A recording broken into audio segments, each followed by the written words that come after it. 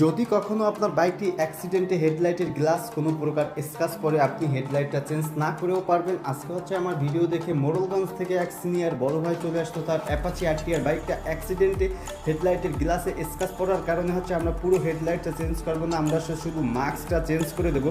আমাদের কাছে সকল বাইকের মাস্ক হচ্ছে পাওয়া যায়, তা আমরা হচ্ছে মাস্কটা হচ্ছে হিটার মেশিনের হিট দিয়ে মাস্কটা খুলে নেব, তারপর হচ্ছে নতুন যে মাস্কটা এখানে ইনস্টল করবো সেই মাস্কটা হচ্ছে এখানে বসিয়ে দেবো। বসানোর আগে একটু কাজ আছে, সে বলছিল ভাইয়া আমার হেডলাইটের ভিতরে হচ্ছে একটা ডিআরএল লাইট ইনস্টল করে দেবেন, তা আমরা ডিআরএল লাইটটা ইনস্টল করে হচ্ছে পার্কিংয়ের সাথে লাইনটা দিয়ে দেবো। আমাদের মাস্কের কাজ কমপ্লিট হয়ে গেল। ভিডিওটা ভালো লাগলে শেয়ার করে অন্যকে দেখানোর সুযোগ করে দেবেন। পরবর্তী ভিডিও পেতে পেজটিতে ফলো দিয়ে পাশে থাকবেন।